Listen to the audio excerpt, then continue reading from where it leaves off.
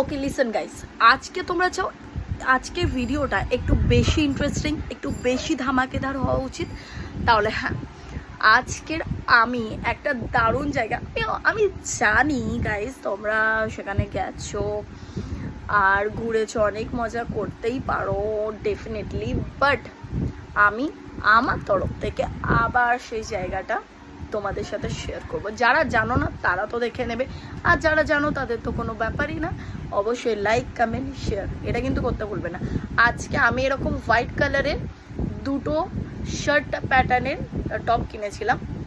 একটা সেদিনকে গেছিলাম পার্টিতে পরে, আর একটা এটা।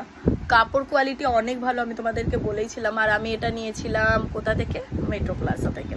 যাই হোক, আমি কালকের জন্য একটা শো নিয়েছি, তোমাদেরকে দেখাচ্ছি। ওয়েট, দেখো আমাদের ঘরের অবস্থা তো খুব খারাপ। আমার ঘরটাকে কিন্তু তোমাদেরকে ইগনোর করতে হবে। আমি ওই আয়নাটার দ্বারা এখানে বসে বসে আমি মেকআপটা করেছি, সো আমার ঘরটাকে একদম ইগনোরই করো।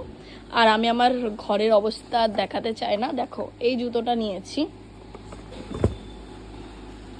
দেখো গাইস আমার খুব পছন্দ হয়েছে। এইরকম প্যাটার্নেরই আমি বেসিক্যালি ডেলি ইউজের জুতোগুলো পরি, তো আমার খুব ভালো লেগেছে। তো এই জুতো দুটো নিয়েছি, কেননা আমি ভাবলাম তোমাদের সাথেও শেয়ার করা যাক।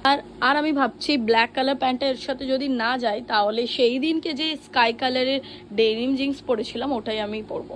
তোমরা দেখলে আমার ঘরের অবস্থা কি, আমি জাস্ট হালকা টাচ আপ দিয়েছি এইভাবেই, কিন্তু আর কিছু করার নেই। আর আমার ঘর কেমন রেডি হয়েছে সেটা একটু থাক নেক্সট ভিডিওটা, মানে কাল পরশু।